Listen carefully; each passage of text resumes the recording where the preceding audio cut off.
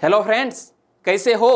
आज है 23 मार्च 2021 और आज का वीडियो स्टार्ट करें इनसे पहले मैं आपको एक खुशखबरी सुनाने जा रहा हूं और यह खुशखबरी हमारे ही एक सब्सक्राइबर फ्रेंड जिसका नाम है भावना तड़वी जी।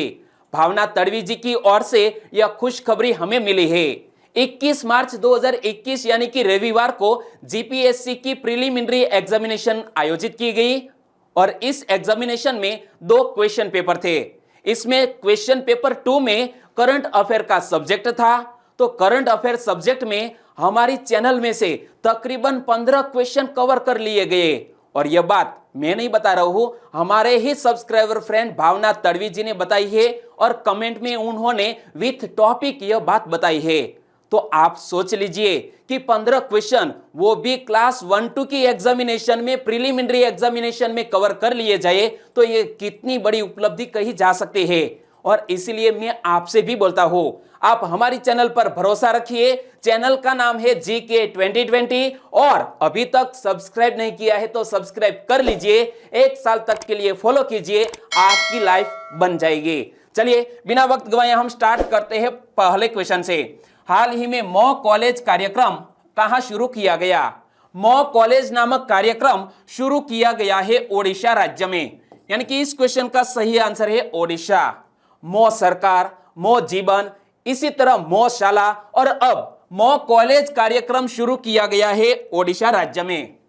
ओडिशा के मुख्यमंत्री नवीन पटनायक ने पूर्व छात्रों को उनके संस्थानों से जोड़ने के लिए मो स्कूल यानी कि मेरा स्कूल कार्यक्रम की तर्ज पर मो कॉलेज यानी कि मेरा कॉलेज अभियान शुरू किया और इसके लिए वर्चुअल प्लेटफॉर्म के माध्यम से एक वेब पोर्टल भी लॉन्च किया है। यहां इमेज में आप देख सकते हैं, यह है नवीन पटनायक जी और उन्होंने मो कॉलेज नामक दोस्तों एक वेब पोर्टल भी लॉन्च किया है। और मो स्कूल अभियान का उद्देश्य क्या है, दुनिया भर में दोस्तों मो स्कूल नहीं बल्कि मो कॉलेज अभियान का उद्देश्य क्या है, दुनिया भर में रह रहे ओडिशा के पूर्व छात्रों अपनी मातृभूमि के अपने संस्थानों के पुनर्निर्माण में एक सहयोगी शक्ति बने और इसीलिए यह मो कॉलेज अभियान शुरू किया गया है। और दोस्तों कुछ महीने पहले मुख्यमंत्री ने मो सरकार कार्यक्रम भी शुरू किया था। मुख्यमंत्री नवीन पटनायक ने मो सरकार कार्यक्रम का भी शुभारंभ किया था और 24 मार्च 2020 को यानी कि 1 साल पहले ओडिशा के मुख्यमंत्री नवीन पटनायक ने कोविड-19 का राज्य में प्रसार रोकने हेतु मो जीवन यानी कि मेरा जीवन कार्यक्रम का भी शुभारंभ किया था।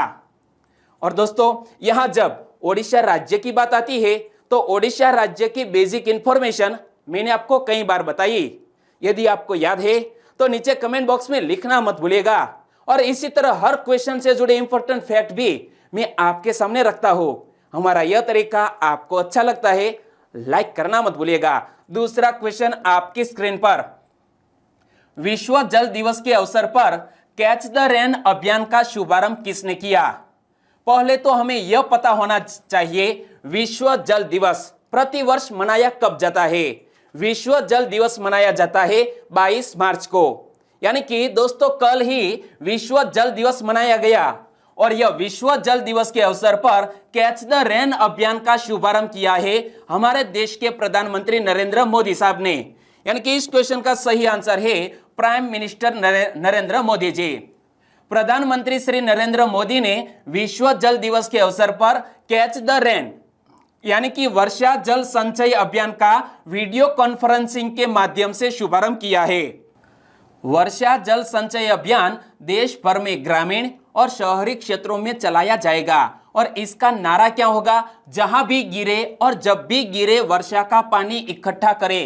कैच द रेन का दोस्तों नारा क्या होगा वो हमें याद रखना है, जहां भी गिरे और जब भी गिरे वर्षा का पानी इकट्ठा करे। और यह अभियान 22 मार्च से शुरू होकर 30 नवंबर तक मानसून पूर्व और मानसून के दौरान लागू किया जाएगा।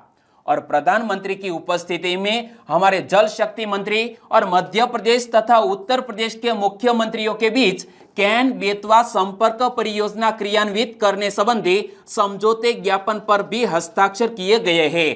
तो यहाँ हमें पता होना चाहिए हमारे जल शक्ति मंत्रालय के वर्तमान मंत्री कौन है, तो गजेंद्र सिंह शेखावत। और मध्य प्रदेश के मुख्यमंत्री है शिवराज सिंह चौहान और उत्तर प्रदेश के मुख्यमंत्री है योगी आदित्यनाथ। तो हमारे प्रधानमंत्री की उपस्थिति में गजेंद्र सिंह शेखावत, शिवराज सिंह चौहान और योगी आदित्यनाथ के बीच यह कैन बेतवा संपर्क परियोजना को क्रियान्वित करने संबंधी समझौते ज्ञापन पर हस्ताक्षर किए गए हैं।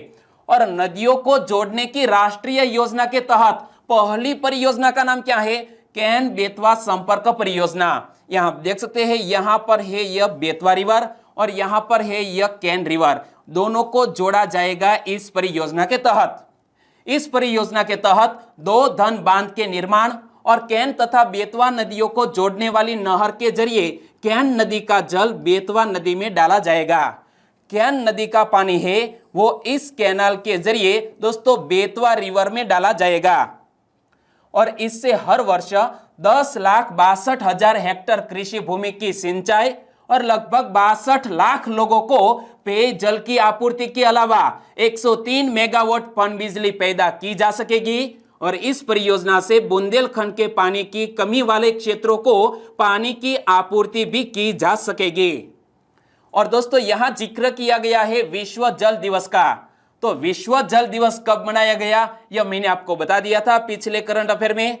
22 मार्च को प्रतिवर्ष वर्ल्ड वाटर डे मनाया जाता है। और विश्व जल दिवस 2021 का विषय यानी कि थीम क्या रखी गई है वो हमारे लिए मोस्ट इंपोर्टेंट क्वेश्चन बन सकता है।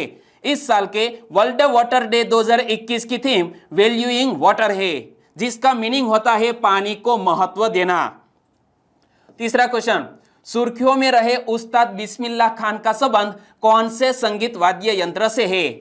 सुर्खियों में इसीलिए रहे क्योंकि उस्ताद बिस्मिल्लाह खान की हाल ही में जन्म जयंती मनाई गई और उस्ताद बिस्मिल्लाह खान एक जाने माने शहनाई वादक थे। यानी कि इस क्वेश्चन का सही आंसर है शहनाई।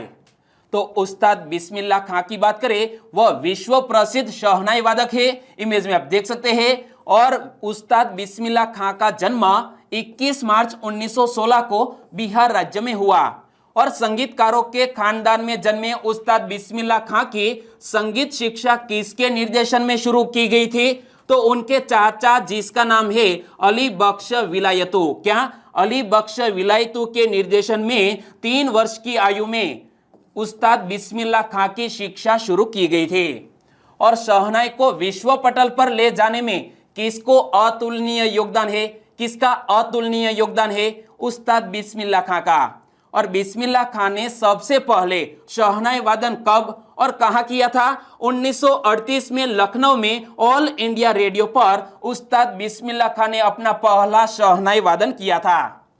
और उस्ताद बिस्मिल्लाह खान को संगीत के क्षेत्रों में उल्लेखनीय योगदान के लिए पद्मश्री, पद्म भूषण और पद्म विभूषण जैसे राष्ट्रीय पुरस्कारों से नवाजा गया है। तो 2001 उनके लिए यादगार रहा क्योंकि उस्ताद बिस्मिल्लाह खान को राष्ट्र की सर्वोच्च नागरिक पुरस्कार यानी कि भारत रत्न प्रदान किया गया था वर्ष 2001 में। तो भारत रत्न विजेता ऐसे उस्ताद बिस्मिल्लाह खान की हाल ही में जयंती मनाई गई। चौथा क्वेश्चन, पोषण पखवाड़ा 2021 का उद्देश्य क्या है? पोषण पखवाड़ा 2021 कब मनाया जा रहा है वो पहले हमें पता होना चाहिए। पोषण पखवाड़ा मनाया जा रहा है 16 मार्च से लेकर 31 मार्च तक यह पोषण पखवाड़ा मनाया जा रहा है। और इसका उद्देश्य है खाद्य वानिकी का उपयोग करके पोषण संबंधी चुनौतियों का समाधान करना, साथ साथ पोषण पंचायतों को व्यवस्थित करना। यानी कि इन दोनों उद्देश्य के साथ यह पोषण पखवाड़ा 2021 मनाया जा रहा है। तो हमारा आंसर बन जाता है ऑप्शन डी, ए और बी दोनों। पोषण पखवाड़ा की समयावधि को आप याद रख लीजिए, 16 मार्च 2021 से 31 मार्च 2021 तक यह पोषण पखवाड़ा मनाया जा रहा है। और पोषण पखवाड़ा कौन मना रहा है? महिला और बाल विकास मंत्रालय। राज्यों और केंद्र शासित प्रदेशों में पोषण पखवाड़ा के लिए नोडल विभाग कौन है? महिला और बाल विकास विभाग या समाज कल्याण विभाग राज्य या तो केंद्र शासित प्रदेश में पोषण पखवाड़ा के लिए नोडल विभाग के रूप में कार्य करेगा। और आयुष मंत्रालय के तहत काम करने वाले राष्ट्रीय औषधीय पादप बोर्ड आंगनवाड़ी केंद्रों में से प्रत्येक को पोषण संबंधी समृद्धि पौधों के 4 नमूने वितरित करेंगे। और यह पोषण संबंधी चुनौतियों का मुकाबला करने में सहायता भी करेगा। और प्रधानमंत्री श्री ने यानी कि हमारे प्रधानमंत्री श्री नरेंद्र मोदी द्वारा पोषण अभियान कब शुरू किया गया था? 2018 की 8 मार्च को, यानी कि अंतर्राष्ट्रीय महिला दिवस के अवसर पर हमारे प्रधानमंत्री श्री नरेंद्र मोदी जी ने पोषण अभियान शुरू किया था। और पोषण माह को सितंबर 2020 के महीने में मनाया गया था, तो यह फैक्ट भी याद रख लीजिए। पांचवा क्वेश्चन, प्रशांत महासागर और दक्षिण चीन सागर में सैकड़ों अटैक और इंटरसेप्टर मिसाइल कौन तैनात करेगा? प्रशांत महासागर और दक्षिण चीन सागर में सैकड़ों अटैक और इंटरसेप्टर मिसाइल तैनात करने जा रहा है अमेरिका देश, यानी कि इस क्वेश्चन का सही आंसर है अमेरिका। चीन और रूस से बढ़ते तनाव के बीच अमेरिका ने प्रशांत महासागर और दक्षिण चीन सागर में सैकड़ों अटैक और इंटरसेप्टर मिसाइल की तैनाती का फैसला किया है। और यह प्रणाली 500 किलोमीटर दूर से दुश्मन मिसाइल नष्ट कर सकेगी और इससे अमेरिका को अपनी रक्षा और जवाबी कार्रवाई के लिए समय भी मिल पाएगा। और पेंटागन ने हिंद प्रशांत सुरक्षा कानून के तहत एकीकृत एयर एंड मिसाइल सुरक्षा प्रणाली की स्थापना के लिए लगभग 9.8 करोड़ डॉलर के बजट को मंजूरी देने का संसद से अनुरोध भी किया है। और इस रक्षा प्रणाली के जरिए अमेरिका रूस और चीन पर एक साथ निगाह रख सकेगा। और अमेरिकी वायुसेना 100 अरब डॉलर यानी कि करीब 73 लाख करोड़ रुपए से नया महाविनाशक हथियार खरीद रहा है। और इस मिसाइल की ताकत जापान के हिरोशिमा पर गिराए गए परमाणु बम से लगभग 20 गुना ज्यादा है। और यह मिसाइल अमेरिका से 10,000 किलोमीटर की दूरी तय करके भी अपने अत्याधुनिक गाइडेड सिस्टम के कारण सटीक ढंग से निशाना लगाकर बीजिंग में तबाही मचाने की क्षमता रखती है।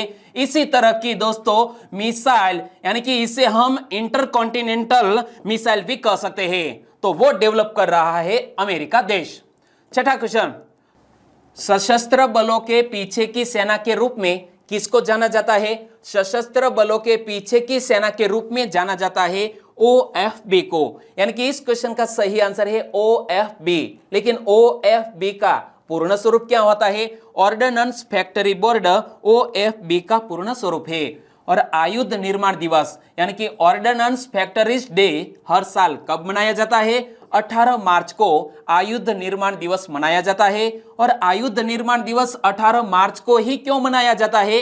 क्योंकि भारत की सबसे पुरानी आयुध निर्माणी जो कोलकाता के कोसीपुर में है, उनका उत्पादन 18 मार्च 1802 को शुरू हुआ था।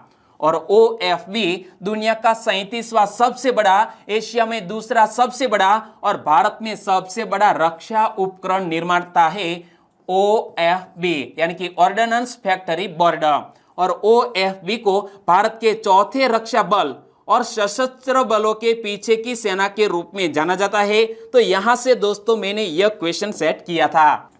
OFB रक्षा मंत्रालय के रक्षा उत्पादन विभाग के तहत काम कर रहा है। और भारतीय आयुध निर्माणियां सभी 3 भारतीय सशस्त्र बलों अर्थात भारतीय थल सेना, भारतीय नौसेना और भारतीय वायुसेना को उत्पादों की आपूर्ति करता है। और आयुध निर्माणी बोर्ड की स्थापना कब हुई? 1775 में। आयुध निर्माणी बोर्ड का हेडक्वार्टर कहां पर स्थित है? कोलकाता के आयुध भवन में, यानी कि पश्चिम बंगाल की कैपिटल कोलकाता और कोलकाता में है आयुध भवन जो OFB का हेडक्वार्टर है। और आयुध निर्माणी के महानिदेशक और अध्यक्ष कौन है? CS विश्वकर्मा, जो इमेज में आप देख सकते हैं। 7वां question, road safety world series का खिताब किसने जीता है? रोड सेफ्टी वर्ल्ड सीरीज का खिताब भारत देश ने जीत लिया है श्रीलंका को हराकर, यानी कि इस क्वेश्चन का सही आंसर है option A. Road safety world series के खिताबी मुकाबले में इंडिया लीजेंड्स ने किसको हराया? श्रीलंका लीजेंड्स को हराया 14 रन से। और इंडिया लीजेंड्स की कप्तानी किसने की थी? हमारे मास्टर ब्लास्टर सचिन तेंदुलकर जी ने इंडिया लीजेंड्स की कप्तानी की। और रोड सेफ्टी वर्ल्ड सीरीज का फाइनल मुकाबला कहां खेला गया था? रायपुर के शहीद वीर नारायण सिंह अंतरराष्ट्रीय स्टेडियम में यह फाइनल मुकाबला खेला गया था। मैंने यह लाइव प्रसारण देखा, बहुत ही दोस्तों रोमांचक मुकाबला रहा था।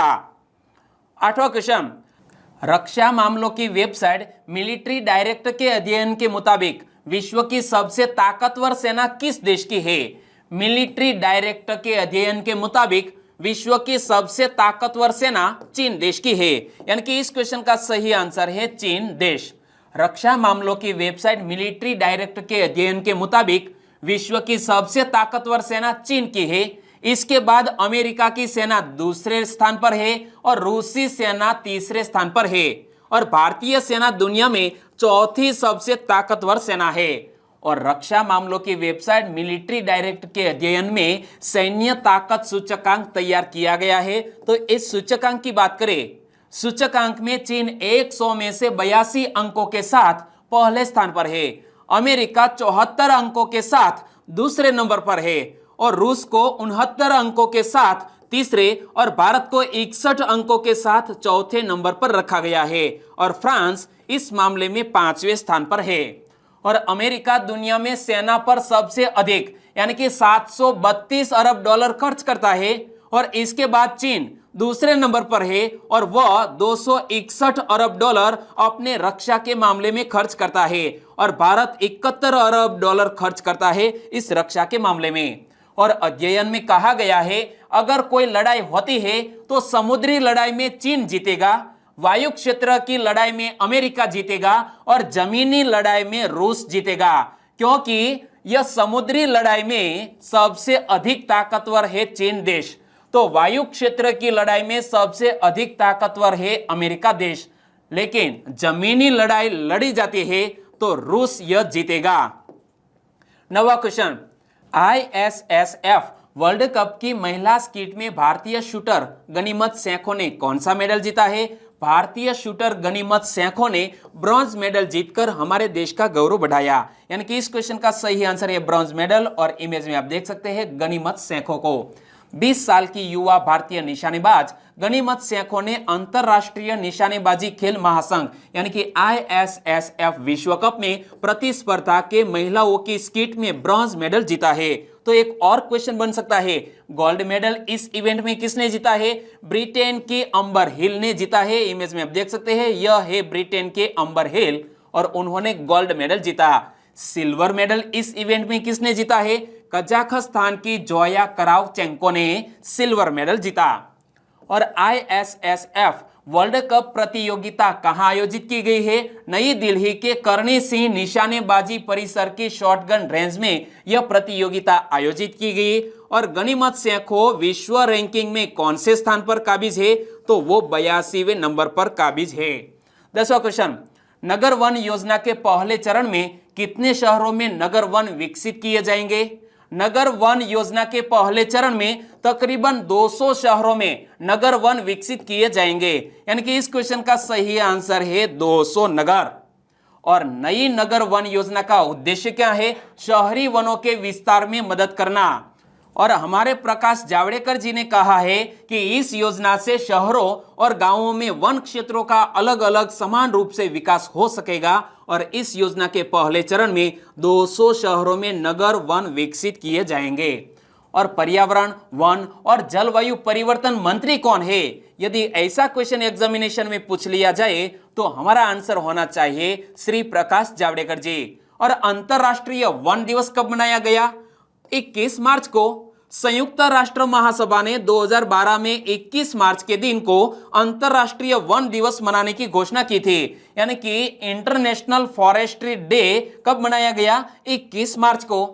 11वां क्वेश्चन, सुर्खियों में रहा बादामवारी बाग कहां स्थित है? पहले तो इस इमेज में जो खूबसूरत नजारा दिखाया गया है वो देखिए, यह है बादामवारी बाग का नजारा। और हाल ही में पर्यटकों के लिए यह बादामवारी बाग को खोल दिया गया है, और वो अवस्थित है जम्मू कश्मीर में, यानी कि इस क्वेश्चन का सही आंसर है जम्मू कश्मीर।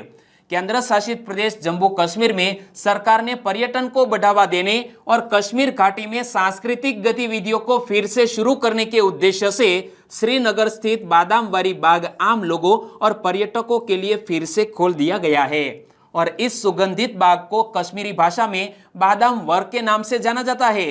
श्रीनगर के पुराने शहर में नगीन झील के किनारे ऐतिहासिक बादामवारी बाग में बादाम के पेड़ों पर फूल खिले और उन पर तितली मधुमक्खी बैठनी शुरू हो गई है, यानी कि यहां पर स्प्रिंग टाइम आ गया है और वो पर्यटकों के लिए खोल दिया गया है। 12वां क्वेश्चन, हाल ही में राउरकेला स्टील प्लांट में सुपर स्पेशलिटी अस्पताल और इस्पात पोस्ट ग्रेजुएट इंस्टीट्यूट का उद्घाटन किसने किया है? राउरकेला स्टील प्लांट में सुपर स्पेशलिटी अस्पताल और इस्पात पोस्ट ग्रेजुएट इंस्टीट्यूट का उद्घाटन हमारे देश के राष्ट्रपति रामनाथ कोविंद जी ने किया, यानी कि इस क्वेश्चन का सही आंसर है रामनाथ कोविंद। इमेज में आप देख सकते हैं राष्ट्रपति रामनाथ कोविंद ने एनआईटी राउरकेला के 18वें दीक्षांत समारोह को हाल ही में संबोधित किया और उन्होंने राउरकेला स्टील प्लांट में सुपर स्पेशलिटी अस्पताल और इस्पात पोस्ट ग्रेजुएट इंस्टीट्यूट का उद्घाटन भी किया।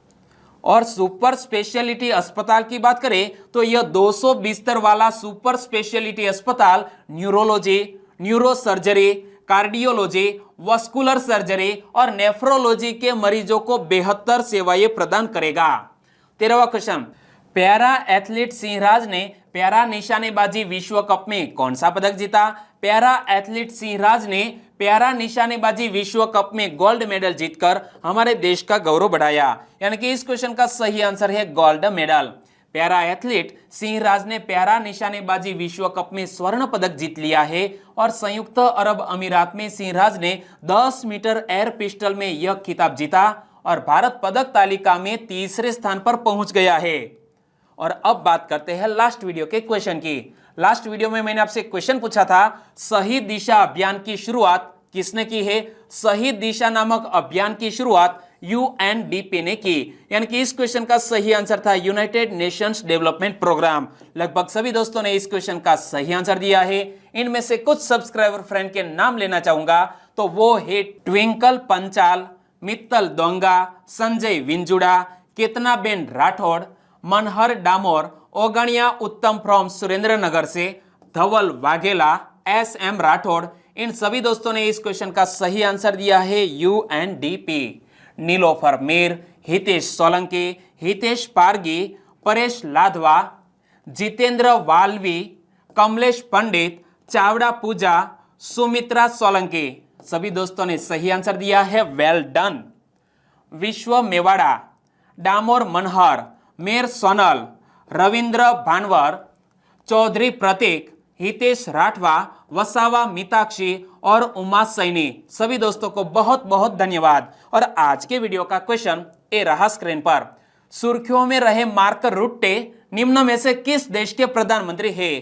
सुर्खियों में रहे मार्क रुट्टे किस देश के प्रधानमंत्री है? सही ऑप्शन चुनिए और आंसर दीजिए नीचे कमेंट बॉक्स में। और वीडियो वाकई में आपको अच्छा लगा है, हेल्पफुल लगा है, तो आपके दोस्तों को फेसबुक, व्हाट्सएप या टेलीग्राम के जरिए इस वीडियो की लिंक शेयर करना मत भूलिएगा। बस छोटी सी उम्मीद के साथ वीडियो खत्म करते हैं, फिर मिलेंगे नए करंट अफेयर वीडियो के साथ। तब तक के लिए टेक केयर एंड जय हिंद।